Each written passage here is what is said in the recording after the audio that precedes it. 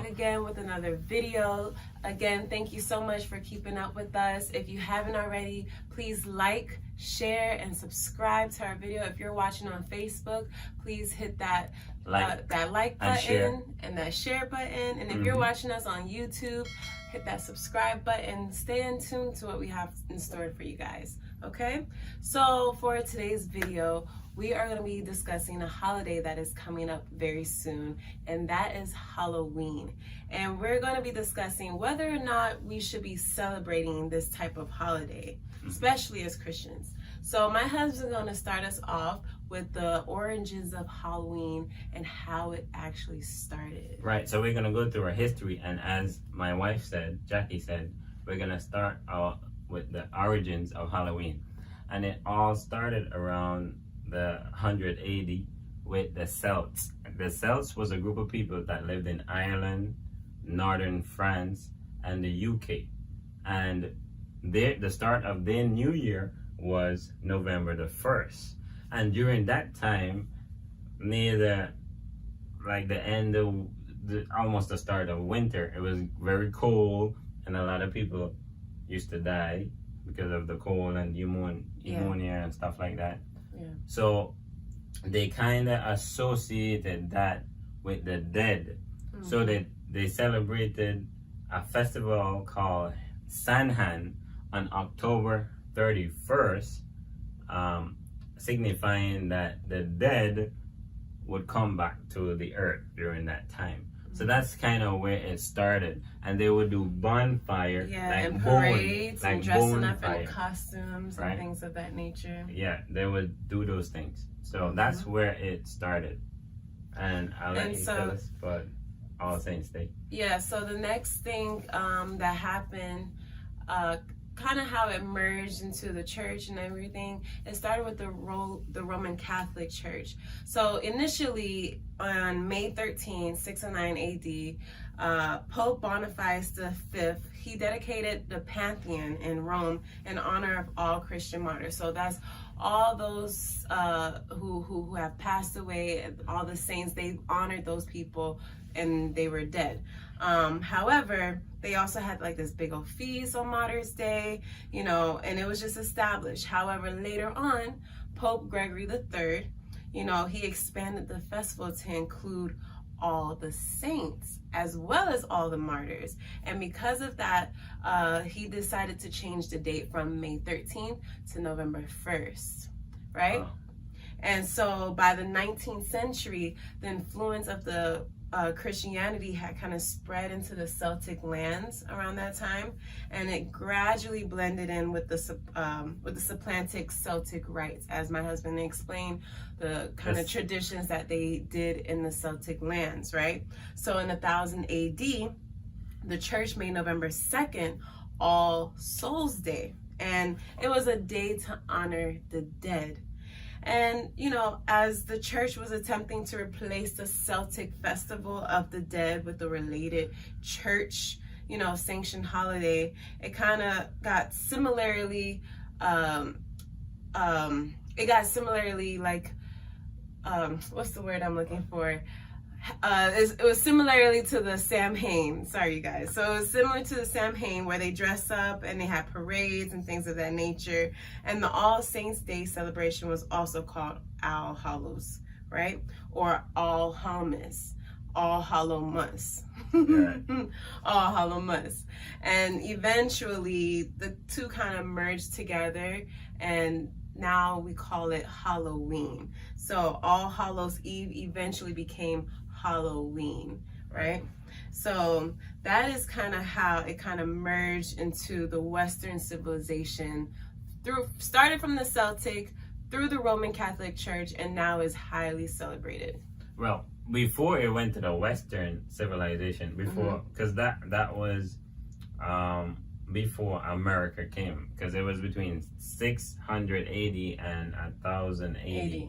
And then the Europeans, when America was discovered, right, the European ethnic groups came over and brought over all of those traditions, including Halloween. Yeah, right? So to that's America. where Halloween entered the United States. Yeah, and here's a funny thing. So before, now there's a, you know how we trick or treat, the trick or treat, the thing of the European traditions, they borrow the trick or treating, so you get a treat so you don't get tricked, because at first people were vandalizing homes and just doing all sorts of things, and you know the government had to kind of put a control or a regulation for that. So instead of just doing those things, they said, okay, the communities need to do like provide candy or something, so they called it trick-or-treating. And then you had the Halloween parties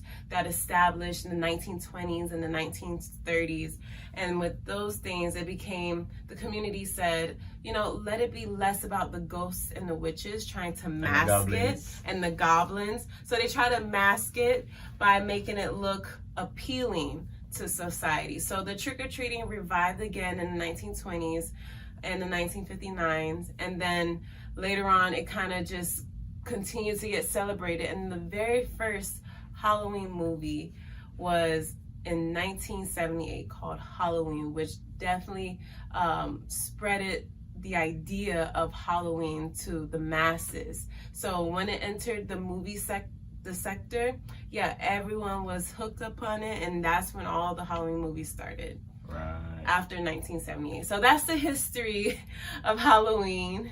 And we just want to go ahead and go straight into what the Bible says about these things and how we as Christians should approach them. Yes, and we can go to Leviticus chapter 20, verse 27. God forbids spirit mediums, right? Because we're looking at this from what God likes and what God dislikes and what we should do as Christians. And it says, a man or a woman who is a medium or who has familiar spirits, which is we call it a psychic, shall surely be put to death.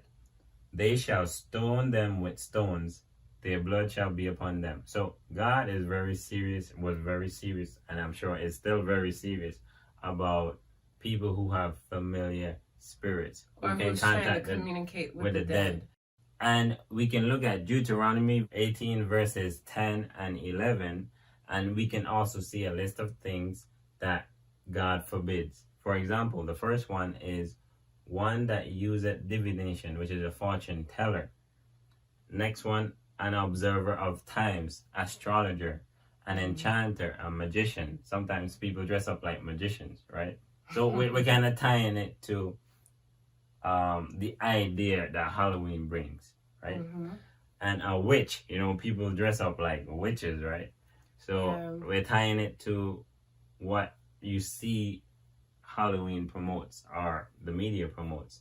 Also a charmer, a consultant with familiar spirits, a wizard.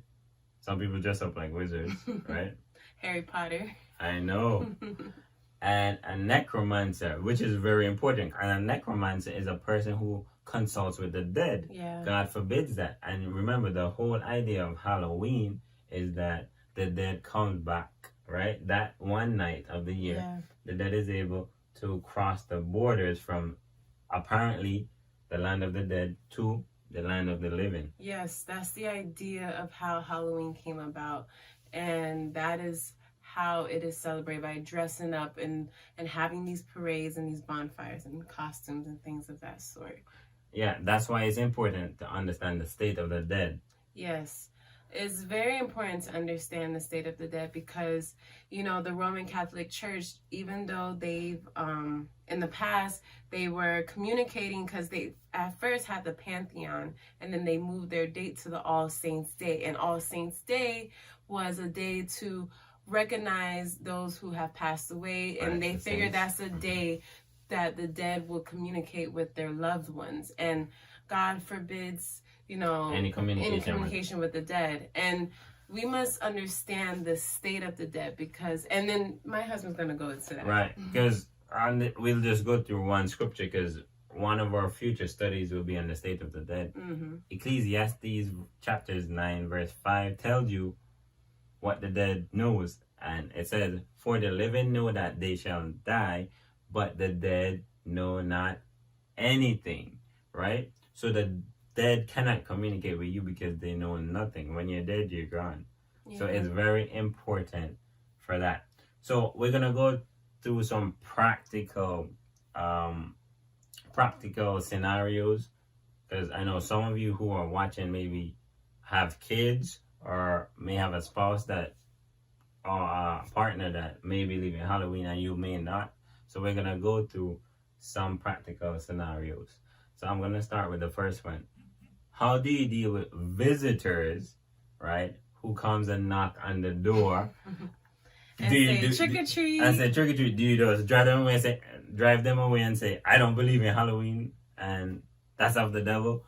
No, we wouldn't be able to reach people like that. As Christians, we should always remember our goal is to reach people and to be Christ-like. Yes. So what we have done in the past is to give out pamphlets or something spiritual that we get from the church, or you can order stuff. Yeah, so on Oriental Trading, they have many fall Christian-centered activities for kids in which I kind of just give out to the kids instead of candy. Exactly. And that's just our way of promoting a Christ-like character amongst our community. Right.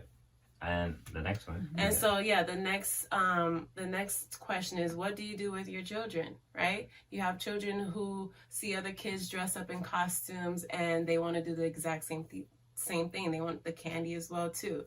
Well, as for us in our home, we have many ideas, and there's many families that have different ideas, but some families, what they do the most, they go to a fall festival. Take your kid or your children to a fall festival and let them celebrate with the Christians amongst them.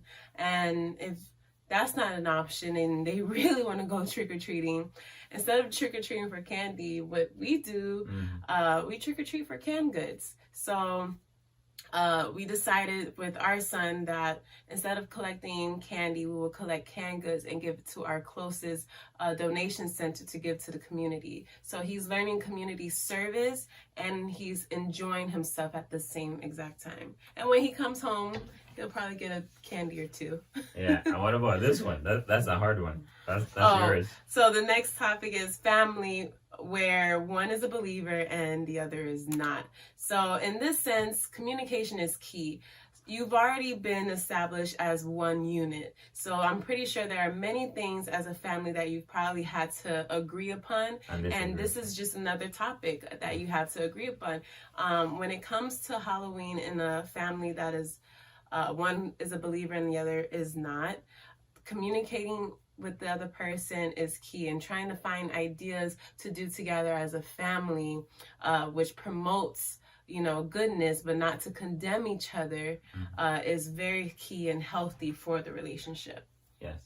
And the other reason why I believe, or we believe, Halloween is not of God is because it's too much candy, man. It's unhealthy. Have you ever seen the kids after they eat all that candy running around like Energizer bunnies? Yeah, and it's unhealthy. They get cavities. And the dentists really complain about the candy and the Halloween and how it results to multiple cavities. Exactly. And the next one is Halloween is advertised heavily because many industries, like the movie industry, like you mentioned, that's one of the histories of Halloween, why it becomes so popular. Yeah. Because the movie industry really pushed it. And now the candy industry is making like a quarter of sales yearly based on what's going on. Yeah. So as Jackie said, during Halloween, the candy industry make a quarter of their yearly sales. So they don't take it lightly. They push Halloween because obviously it's good for their business. And to be honest, half the things that we do in this society is all backed by money, is all because of money. So be mindful of that as well and what you stand for. So definitely the next thing we cannot picture Jesus just dressing up in a witch costume or a goblin costume and tricking folks if they did not give him a treat. Do you see Jesus doing that kind of thing? Or even dressing up like the devil. Or even a demon. Lord. Which, the devil was the one that was after Jesus throughout his whole life, time on earth. So it's not promoting a Christ-like message. Right. And that is the one thing that we want you guys to understand from this video, that everything that you do should point towards Jesus. And think of Jesus. What would Jesus do? Right. And to be honest, there are many holidays, right, that are not in the Bible, which I think is okay to celebrate as Christians, like Thanksgiving, right? Thanksgiving with family. But if there's one holiday that Christians should not embrace, it's Halloween. Yeah, and we've already mentioned there are alternate ways to celebrate. It's up to your choosing. We really wanted to share this video on how we feel and what we've learned as far as Halloween is concerned. And it's up to your discernment. If you feel moved by this video, maybe make some changes starting today in your family. And if you see that, okay, this holiday is really starting to cause a lot of contraction or constriction in your family, then make some changes. Right. And in the link below, we're going to leave the history, because when we talked about the history of Halloween, we got it from the History Channel. So we're going to leave a link below also, so a link to other resources. So thank you again. Thank you for watching. Subscribe, like, share with others, and enjoy the rest of your October. Yes. Which is... Ooh, yeah.